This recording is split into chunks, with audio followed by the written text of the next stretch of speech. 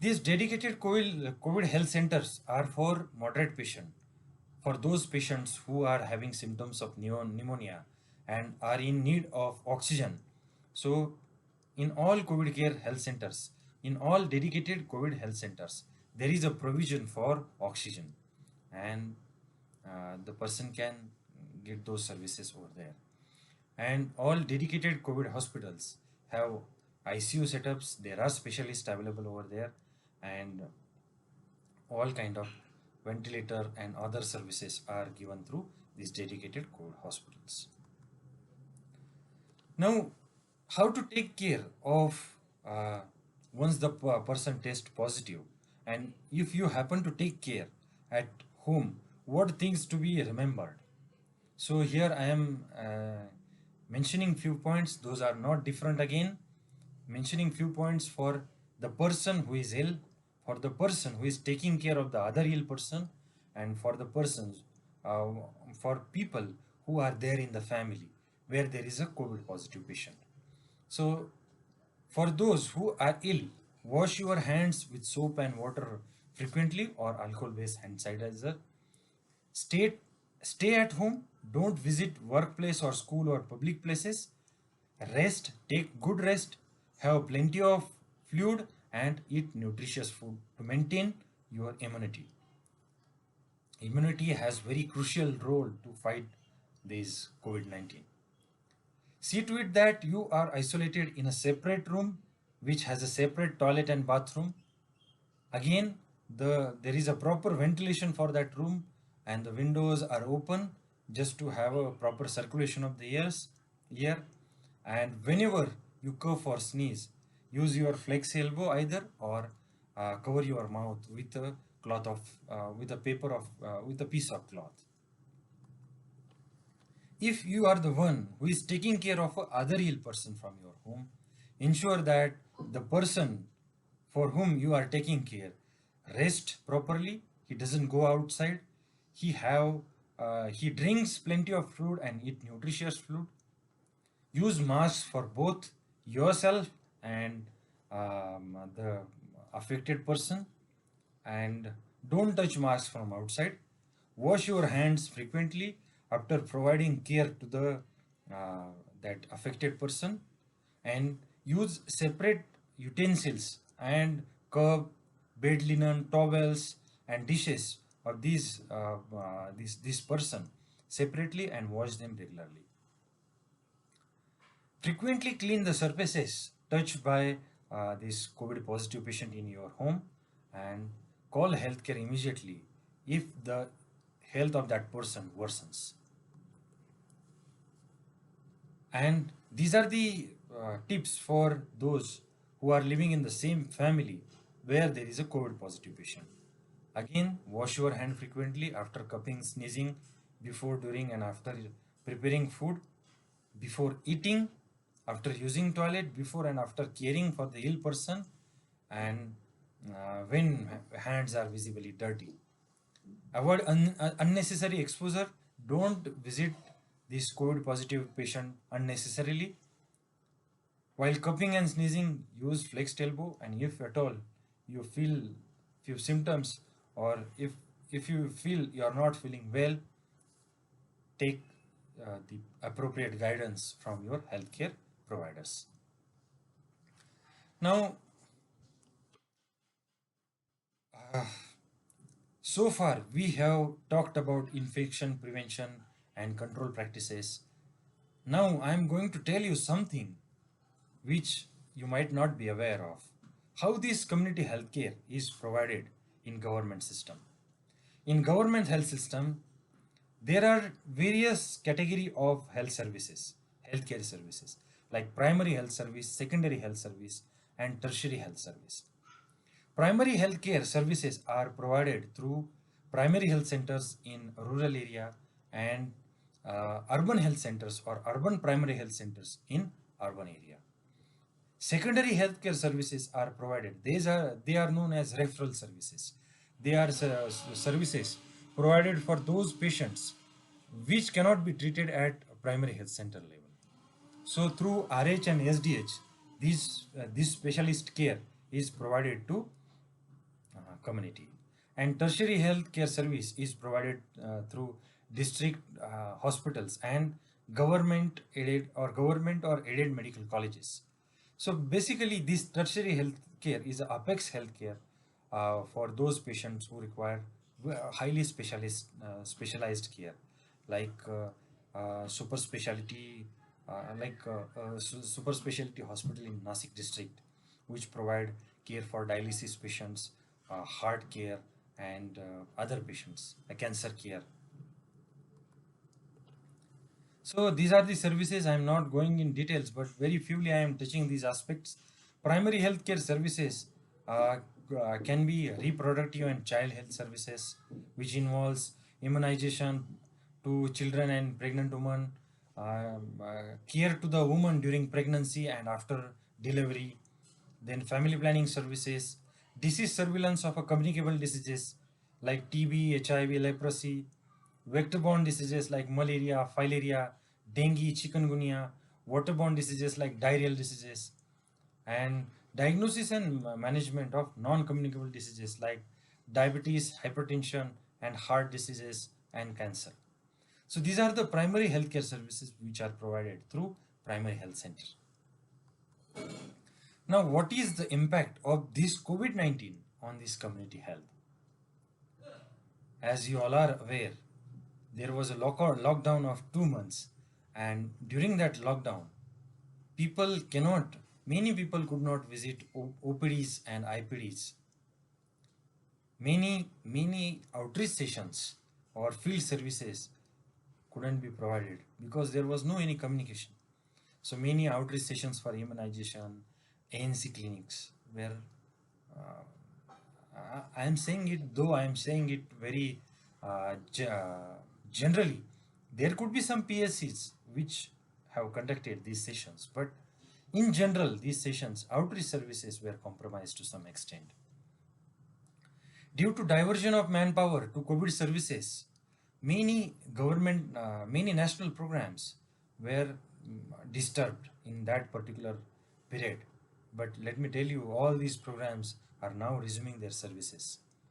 So since it was an emergency and pandemic, many people working for other programs were deployed to COVID control rooms, and most of the work was going for COVID-19.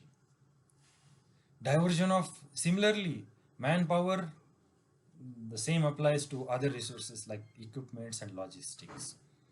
So these services were also concentrated or dedicated towards management of COVID and preparation for COVID.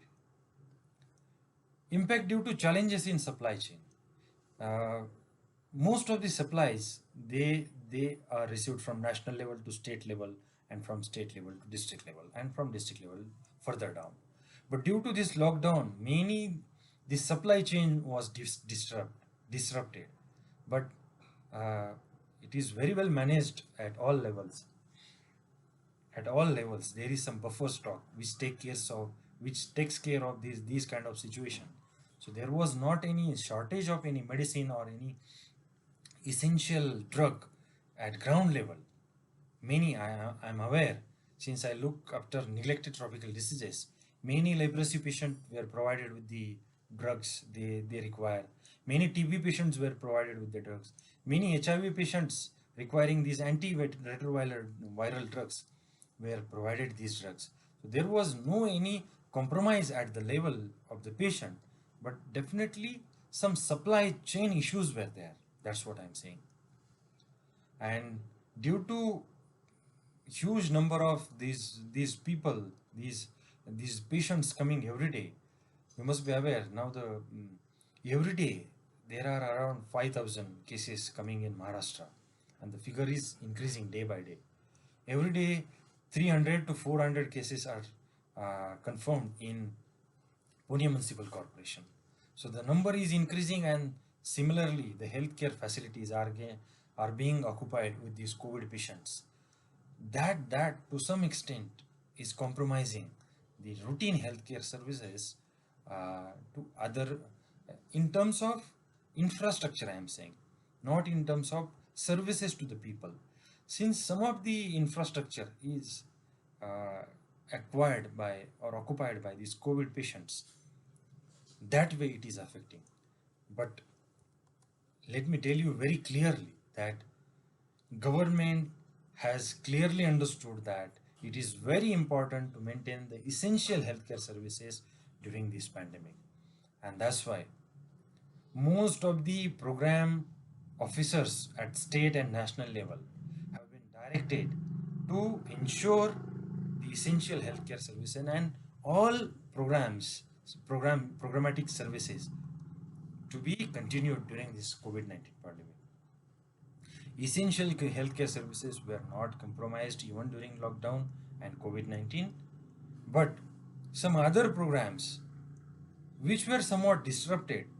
Now instructions are there from the government, from central level, that each and every program should be restarted again, and these services should not be compromised to those who are needing it. So there was a letter from Preeti Sudan ma'am, who is a health secretary to Government of India, and to guide this to guide these COVID warriors working in the field, or taking care of those people who are directly involved with the patients and these COVID positive patients. The guidelines were clearly given, mentioning what are the services to be provided in containment zone, what are the services to be provided in buffer zone, and what are the services to be provided outside buffer zone. So what are these containment zone, buffer zone, and outside buffer zone? Whenever a case is detected from one particular area of 1 kilometer around that case is considered as containment zone. Area of 3 to 5 kilometers around that containment zone is considered as buffer zone, and area outside that buffer zone is considered as outside buffer zone. But though I have said it in general, it largely depends on a population density. If in urban area there is a very crowded population and density is very high, then your containment zone could be that is the call to be taken by those people working in those areas. You can have smaller containment zones, buffer zones, depending on the population density. So with this whole discussion, I think I am able to give you at least few basic messages about how to protect yourself and others from this COVID infection. If at all you get infected, how to take self care of yours and your loved ones, and what is the status of government health services and national programs, national health programs, which are being run by government through these community health services. So I think I have tried my level best to convey all these messages to you. Now I am summarizing my presentation in 4-5 lines. Fight the disease and not the person who is suffering from that disease, because next could be you, me, or your loved ones. Do not panic if you contract this infection. Understand the disease and understand how to deal with it. Keep yourself away from rumors and false information. Don't forward this information, because as a teachers, as a someone who are from education sector, people respect you. So whatever you say, it carries some weightage. So don't forward any information about which you are not very sure, and try to follow the sources, trusted sources like WHO or government guidelines for these kind of information. If you really want to know more about this COVID-19 and any health matter for that matter, you can visit this WHO website, www.who.int, or you can directly contact me through our faculty members. Stay safe, stay healthy. And rest assured, government is taking all essential steps to provide the all necessary health care for COVID patients and for others. With this, I stop here. Last but not the least, I really want to thank the organizers of this faculty development program for giving me opportunity to interact with these beautiful people. Hope to keep in touch in future. Thank you. Thanks for your patient listening. Thank you.